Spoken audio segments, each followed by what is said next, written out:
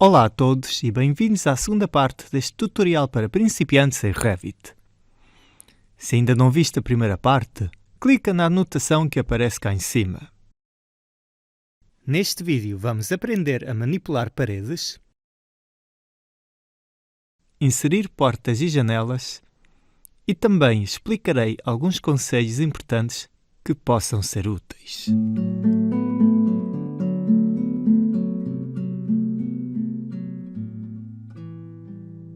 Vamos começar a desenhar paredes na vista de planta nível 1, que é a planta do piso 0. Na descrição deste vídeo, adicionei o link onde podes fazer o download deste exercício que te será mais fácil seguir este tutorial. Vamos clicar no comando Wall Architecture. E agora vou-te ensinar aqui um detalhe importante. Quando modelamos uma parede, os incrementos dos comprimentos que aparecem aqui dependem do zoom que estamos a utilizar. Por exemplo, se eu me afastar, podes ver que agora o comprimento da parede muda em diferenças de 1 metro. Também, contrariamente ao AutoCAD, quando eu clico para colocar o segundo ponto, o comprimento vai ser exatamente o que está aqui escrito. Agora, vamos fazer zoom um pouco. E neste momento, vês que os valores já estão a mudar a cada 0,1 metros. Faço zoom uma vez mais, e agora estes incrementos ainda são mais perto, desta vez 0,02 metros.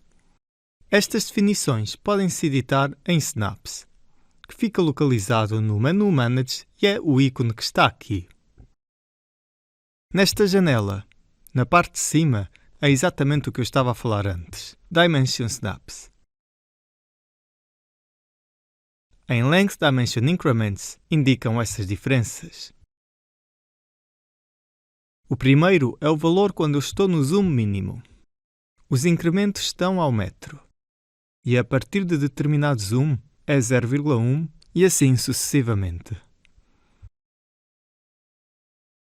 Então eu vou atualizar isto para ter só 3 incrementos. O meu último será 0,01. Bom, agora vamos desenhar as paredes externas. Estabeleci a linha de localização em Core Face Exterior e vou desenhar no sentido dos ponteiros do relógio. É simples, só tenho que inserir as dimensões que tenho no plano.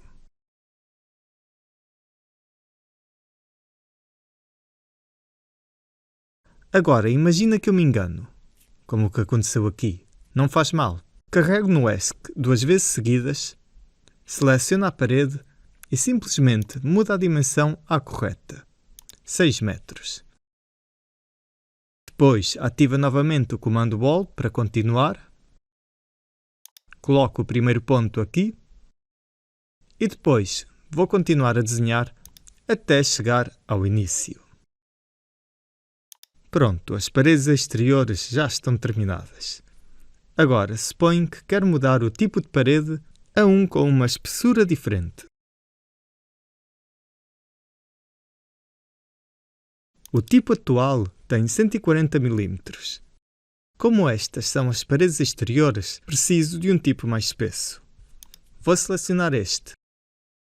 E agora, como a linha de localização está aqui, ao escolher uma parede mais espessa, o limite exterior fica no mesmo lugar e vês a parede a estender-se para a parte interior. No entanto, se eu desenhar estas paredes usando o Core Face Interior, esta vez a linha de localização será ali, e ao mudar o tipo de parede, será a parte interna que se mantém igual. Parte seguinte: desenhar as paredes interiores. Esta vez, escolhi este tipo, com 14 cm de espessura.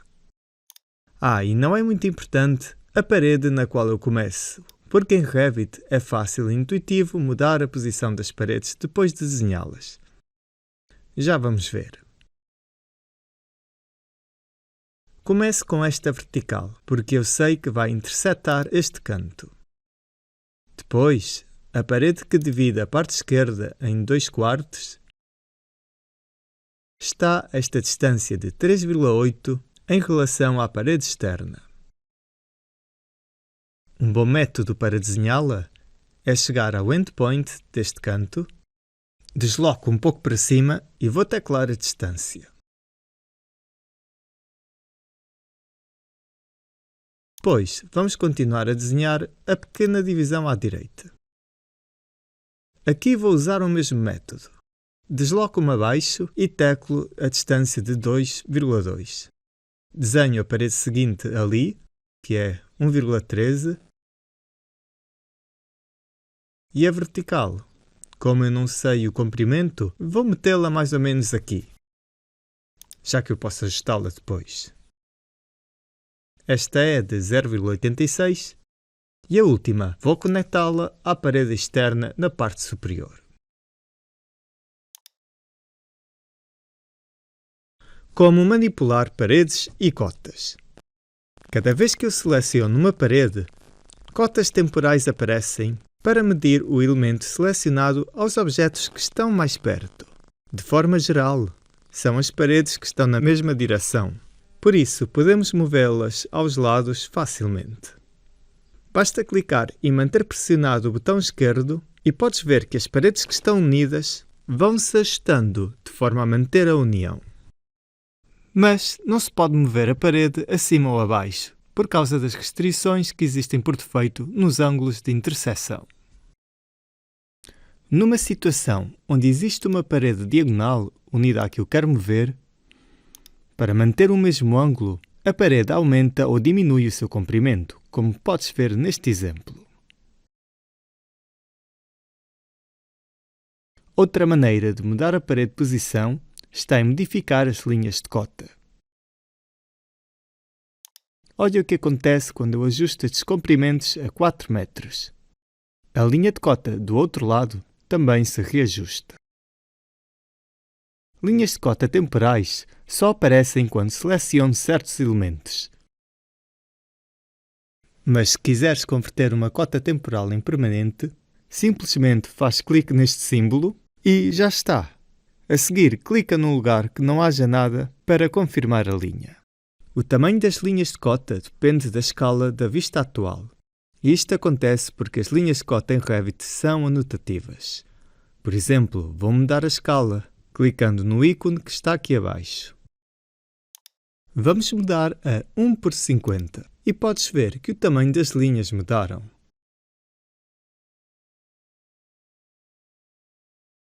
Agora, como alterar a posição das linhas de cota temporais?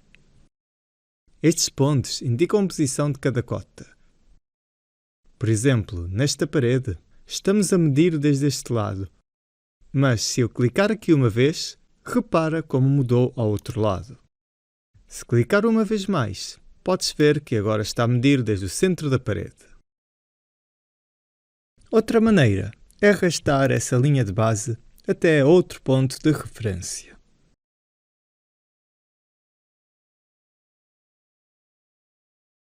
Para medir uma distância específica, clicamos neste ícone, Measure Between Two References. É uma ferramenta muito simples de usar. Detecta as linhas centrais das paredes ou intersecções. Vou clicar para colocar o ponto inicial desde esta parede até ao lado oposto. E aqui podes ver a distância. Outra maneira de desenhar paredes ou outros elementos numa certa posição pode ser com a ajuda das linhas de detalhe, Detail Lines. Vamos ao menu Annotation e vou carregar em Detail Line. Agora, vamos ver um exemplo onde isto pode ser útil. Desenhe uma linha aqui para depois utilizar o seu ponto médio. Para desenhar uma parede, teclo WA para ativar o comando Wall, encontro o midpoint e desenho uma parede vertical até chegar lá em cima. Ah, pois é, mas se eu quiser que fique exatamente no meio, pressiono ESC uma vez e vou alterar a linha de localização a Centerline. Agora, como vês, vai ficar exatamente onde eu pretendia. Em conclusão, podemos usar linhas de detalhe para que nos ajude a modelar o projeto. E no fim, quando já não precisemos delas, eliminamos-las. É simples. Mas na realidade, estas detail lines até têm outra função. É proporcionar informação adicional aos desenhos, como por exemplo para separar diferentes áreas de uma divisão. Depois, também existem diferentes estilos de linhas para usar. Podemos editar as cores ou formas, ou também criar outros novos estilos. Aqui escolhi esta Hidden Line, que é uma linha verde descontínua. Por exemplo, vou desenhá-la aqui para indicar que isto são zonas diferentes. Bem, isto foi só para ensinar-te como usar este tipo de linhas. É algo interessante que é preciso explorar mais à frente, mas para já, vamos voltar onde estávamos anteriormente. Adicionar portas e janelas numa planta. O Revit oferece-nos uma opção muito intuitiva para inserir estes elementos no projeto. Ambos os comandos encontram-se no menu de arquitetura na barra de ferramentas. Vou modelar uma porta e para isso tenho que colocar o ponteiro sobre uma parede e clicar para adicioná-la. É muito simples, como vês. Agora, se eu movo o ponteiro um pouco abaixo, a abertura será em direção ao outro quarto. Outro conselho aqui, carrega no espaço para mudar o sentido em que a porta abre. Ao selecionar uma porta, também podemos mudar a direção nestes controladores.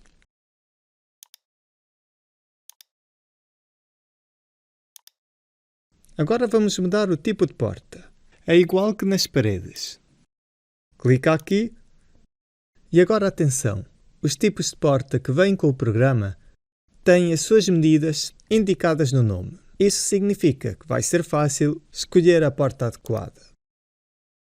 Vou substituir por um tipo de parede mais larga e repara como ela modifica-se desde o seu centro. Como as distâncias destas paredes foram afetadas, devo reajustá-las a seguir. Claro, isto é no caso que eu preciso destas distâncias exatas. Para editar um tipo de elemento, seleciono-lo e clico em Editar. Aqui posso alterar as propriedades para este tipo de porta. Por exemplo, para mudar a largura, basta alterar aqui o valor de Width. Mas de qualquer maneira, até pode ser melhor criar um tipo novo, se eu quiser manter este no estado original.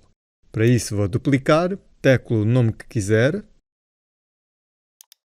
e depois edito os parâmetros aqui como desejar. À parte das dimensões, também há propriedades analíticas que as posso editar mais tarde, no caso que eu precise. Agora vamos ver as janelas. Para adicionar uma janela no projeto, vou fazer o mesmo que para uma porta. Carrego no ícone e depois coloco o ponteiro nesta parede externa e basta clicar para adicioná-la ao projeto. Depois, vou pôr aqui mais algumas, nas paredes ao lado. Agora, suponho que quero mudar o tipo de algumas das janelas. Para selecionar vários elementos, mantenho pressionado o botão Ctrl ao mesmo tempo que clico em cada janela. Depois, altero aqui a um tipo de janela dupla. Como vês, este é o resultado. Agora vamos abrir uma vista 3D. E como não me aparece nenhuma no Project Browser, posso ir a 3D View cá em cima no menu View e aqui há três tipos. Escolho este, Default 3D View. Aqui temos um aspecto 3D do meu projeto. E agora vamos mudar, por exemplo, o estilo visual a um mais interessante. Vou cá em baixo e escolhemos este, Shaded, que é sombra. Agora, regressando às janelas, vou selecionar esta e aqui, atenção, há uma distância importante que nós devemos especificar. É o Seal Height, a altura da soleira. Esta é a distância desde o nível deste piso até à janela. Para editá-la, vamos à janela de propriedades e mudo a altura aqui. Agora, se eu reparar na vista 3D, podes ver que a janela deslocou-se ligeiramente acima. Vamos regressar então à vista de planta nível 1. Agora suponho, quero mudar este Seal Height para todas as janelas ao mesmo tempo. Para isto, há um truque muito simples. Vou selecionar todos os elementos, depois vou a esta aba e aqui posso escolher a categoria que eu quero mostrar nas propriedades. Neste caso, são as janelas. Basicamente, se eu mudar a altura da soleira, vai-se alterar para todas. Vou aqui, ponho 1,2 metros e depois carrego em Apply. Altura das paredes. Quando ativamos o comando Wall, podemos editar algumas das suas propriedades também. Neste momento, as paredes que eu desenho no projeto estão com uma altura de 8 metros. E atenção, o valor aqui só se pode editar quando a condicionante do topo da altura está em desconectada, unconnected. No entanto, em vez de definir uma altura exata, podemos decidir que a parede terá uma altura correspondente a um nível específico. Por exemplo, vou decidir que a parede alcance o nível 2. E agora vou abrir uma vista de alçado, por exemplo, o East Elevation. E aqui podes ver as alturas de cada nível neste projeto. As que estão por debaixo do nível 1 são os níveis para as fundações. Como podes ver, o nível 2 está localizado a 3 metros acima da superfície. Mas as paredes que eu desenhei antes ainda continuam com os 8 metros. Isto é fácil confirmar quando selecionamos a altura.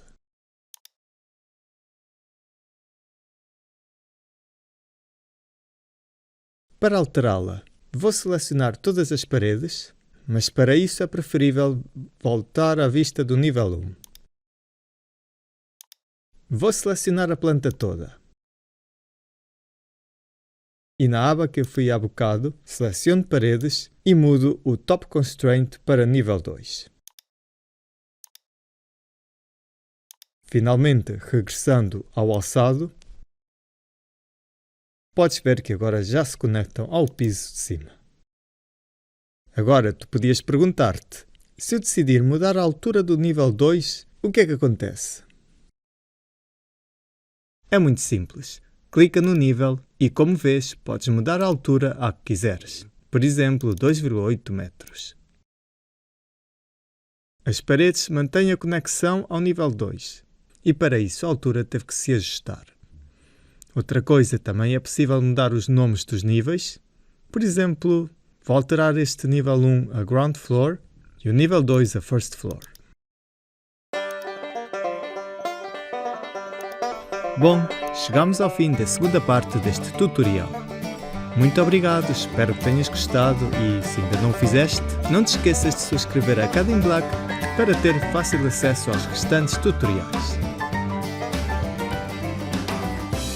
Obrigado e até à próxima!